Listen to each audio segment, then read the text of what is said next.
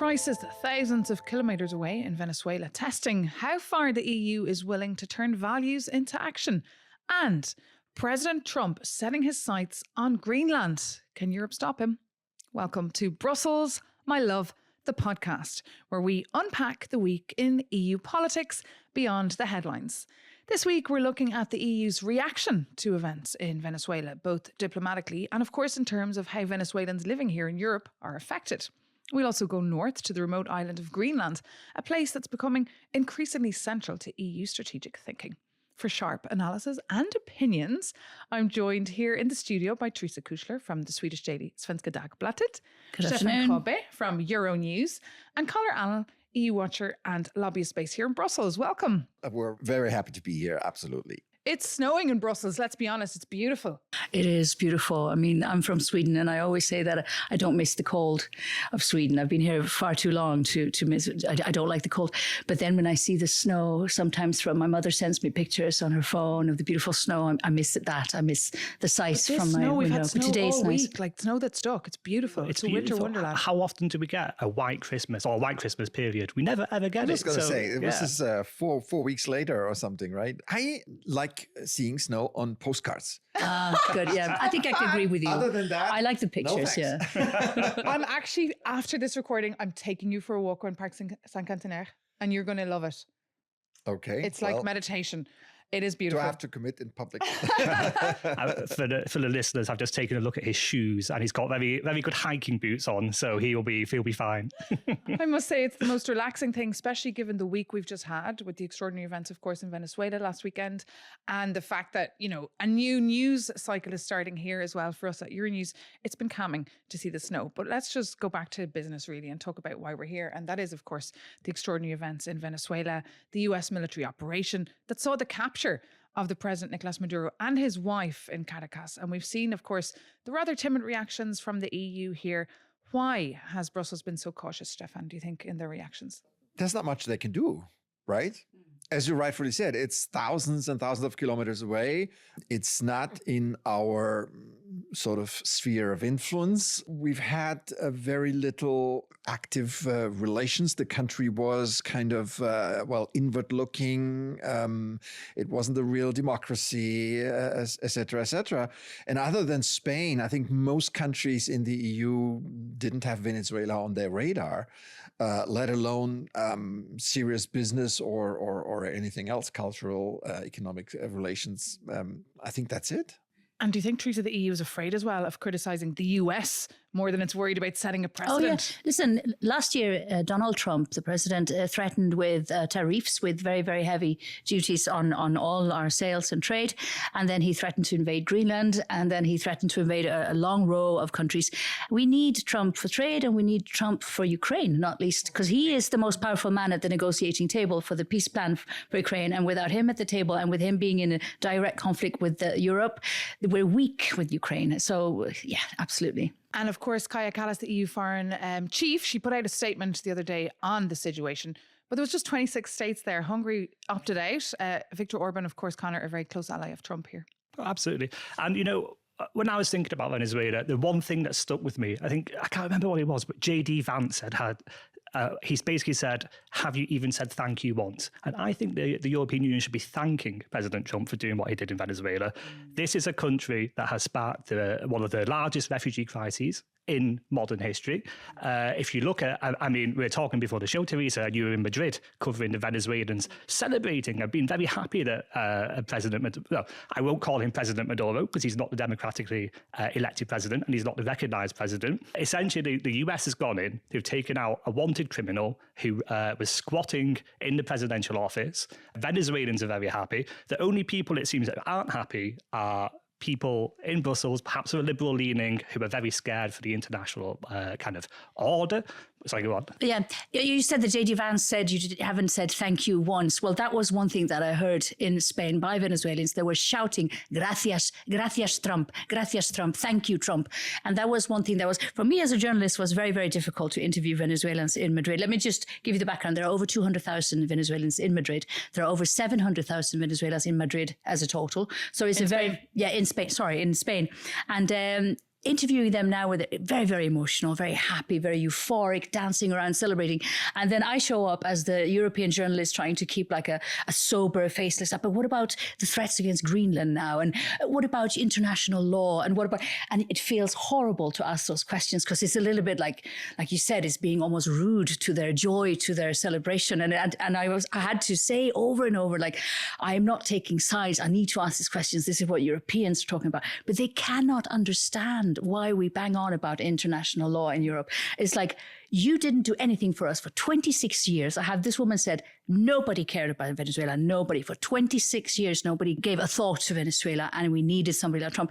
And what am I as a journalist going to say that, well, on the other hand, what do you think about this or that? Difficult job for me. Well, that's the big question as well. Who will decide on their future? Will it be the Venezuelans themselves, or could it be Washington, Stefan? Well, that's what Washington is saying right now.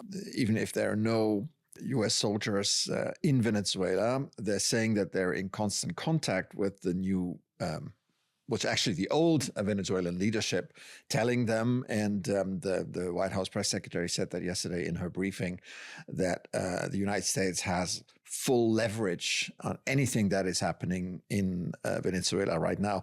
And why do you think the U.S. acted now, and why in this way? Well, that's a good question. Ask Trump. I mean, well, if you come on the podcast, apparently, I'd love to ask him. Apparently, the whole idea of capturing Maduro wasn't new. They were planning this for several months. They knew where he lived, what he did, et cetera, which was stunning to me. But looking at this whole operation, that the Venezuelans felt so sure, and Maduro felt so sure that he would be, unharmed by the Americans. I remember Saddam Hussein, who changed his whereabouts every night. Every night he was sleeping elsewhere because he feared any terrorist attack or any military attack by Israel or whatever. This was a big stunner. I mean, the military, proficiency and achievement is one thing, but the fact that the Venezuelans thought, and they tried to provoke him. Remember Maduro when he was aping Trump, like dancing and come and get me, et cetera, and then this happened. That was a big surprise to me. Does this now automatically create space for democracy, removing a dictator like this, though, Connor? It's tough to say, isn't it? And have you all seen the memes about El Presidente Marco Rubio and this sort of thing going on right now? No, it seems that Trump has cut a deal with Maduro's former vice president, right? Could that pave the way for democracy? Who knows? There's a lot of questions to be answered. And I think if we just go back to your point, Teresa, about the Venezuelans themselves and the people down on the ground, what they need is actually a professionalization of government. This has been a narco state where Nicolas Maduro and his cronies have extracted lots of wealth from that country. I think the 70% of GDP disappeared since Hugo Chavez came in 2 decades ago. And it's now time, it doesn't matter who's in the government per se, as long as the US can start professionalizing that government, bringing in people, delivering GDP, jobs, growth, getting Venezuelans who have fled largely to surrounding countries back into the country and delivering a good standard of living. And did they talk to you about potentially moving back, or are they hoping some of them, yes, some of them no. People are talking about wanting a transition. Some people, I say, this could take 2 years, it could take 3 years, it could take 5. In Spain, they make a lot of comparison with the transition from a dictatorship when General Franco died in 1976. So it took 2 years for Spain to transition into democracy. So, of course, comparisons are being made. But they do admit that you need to clear out all the Madurists in the army, in the local governments, in the central governments. It's not just like remove the top and the rest doesn't go away. So there is trust, but there's also, I think, a lot of kind of realistic thinking on the time schedule. Another thing, though, I do think that when I went to Spain and I started asking those uncomfortable questions, but what about what president does this said for? I do think that we have to ask the questions like what happens if China invades Taiwan this year? Can we then not criticize China for doing the exact same thing as Trump? But I wouldn't ask the Venezuelans that. I would ask our politicians. So. Well, absolutely. But I mean, it's fine, right? We don't have to play a game where we're somehow hypocritical when China invades a sovereign country and compare it to the US taking out someone who wasn't recognized as a president, was a narco lord shipping fentanyl into the US in industrial quantities, and is a tyrant ruling over his people. We shouldn't play a game of equivalencies and hypocrisies. Okay, call us hypocrites. It's fine. It's just a word. It's fine. And maybe the EU should start doing that too and acting in its own interest. A couple of remarks. So first of all, Venezuela was not the center of the Latin American drug business, number one. But Number two, the rationale for Trump to invade or to intervene in Venezuela basically over the past few months changed every week. It was the drug business, then it was the oil business, then it was bringing democracy to Venezuela, and then it was invoking the Monroe Doctrine. So there was no clear reason to go in. And I must say, all those who believe that now, with investing in the oil industry, that would be the end of, the bad days of Venezuela, live in a dream world. This would cost tens, experts say hundreds of billions of dollars, and take probably a decade or more to bring the oil industry in Venezuela up to speed. And by the way, the U.S. oil majors were all very, very reluctant to step in and say, okay, now we have this option on the table, we go for it. Why would you do that? The oil price is low, by the way, thanks to Trump and his policies with the tariffs, etc. The oil price is low. The U.S. is flooding the market with oil. He wants to drill, baby, drill, get more oil. Why would anybody inject more oil into the market as an investment? It doesn't make sense. It doesn't make sense, and there is no economic push to do that. What Trump is saying, and there's no real follow-up. Teresa, you want to react to that? No, I just thought that maybe what Trump is showing us here, to the benefit of the Venezuelans, of course, but what he's showing us is that he's not at all this isolationist that he pretends to be. He says, America first, keep our noses away from the rest of the world. Well, it's on the contrary. He has shown himself to be, I don't know, some people would say an imperialist. Some people would just say he would like to stick his nose into everybody's business in the world. This time for the benefit of the Venezuelans, maybe next time And on that point, I want to move on to Greenland, but just, Connor, before I do, you want to briefly react to that? Well, I mean, can I react to both of course, of those? pleasure. Because, that's why we're here. To many people in Brussels, it seems that Trump's motivation is a mystery, right? And as you say, Teresa, is he an imperialist or what is he? Well, actually, I think what you can see is he's America first, and no matter what that does, he said it, it's clear, it's on the tin. And again, I'll just repeat what I said, maybe it's time in Europe we started thinking in such a way. But then also, you mentioned, Stefan, about the pumping oil into the market. Right. But in fact, and I mean, we'll go on to this later, there is no such thing as the market anymore, because we've entered an era where free trade is dead and protectionism is rife and tariffs are going up everywhere and barriers to trade are everywhere. There are three markets now. There's the Chinese market, the US market, and the European market. You could feasibly abstract out and say. So pumping loads of oil into which market? No longer pumping Venezuelan oil into China. He wants to sell the Venezuelan oil at market price. Well, in the US market, one would assume, but denying that critical resource to China, to Russia, is a good thing by my books. Right. Let's move on. As Teresa said there, Trump wants to perhaps potentially stick his nose in everywhere. And here, of course, we were talking about Greenland all this week after the capture of President Nicolas Maduro. The island, of course, is surrounded, he said, by Russian and Chinese ships, and it's important for US security. That's what Trump told The Atlantic magazine. But we heard then from Denmark's Prime Minister, Mette Frederiksen. She said that if the US were to launch a military attack on Greenland, it would mean the end of NATO. Teresa, she said at the end of everything, she said. The end of everything. Yes. Oh, everything. So I don't know what that means. At the end of the contracts that Denmark has with the US on Greenland, or just the end of NATO, or the end of whatever other cooperations. She said everything. It was very dramatic, her speech, I thought. So what could this potentially mean? I don't... It's funny, Greenland, though, again, like when you ask people in Madrid and you say, what about Greenland? They go like, where's Greenland? What is that? What is that? A block of ice and three penguins, or like, no, but seriously, of course, it's the Monroe Doctrine that we talk about, this modern version of the Monroe Doctrine that means that they want to have control over their whole Western hemisphere.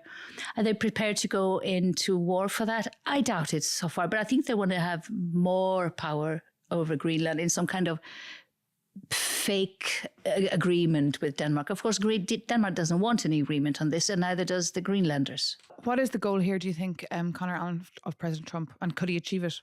Well, I mean, have we all read The Art of the Deal? book? Donald Trump's Yeah, book. the book, yeah. Parts of it. Right, okay. So everybody who's read the art of the deal knows, and I think very few people in Brussels have read it, by the way, you come in with a objectionable, ridiculous, highball bid first, and then you allow yourself to be negotiated down to your actual position. It's classic. It literally is telling us what he's doing in a book from 20 years ago, and he's doing it.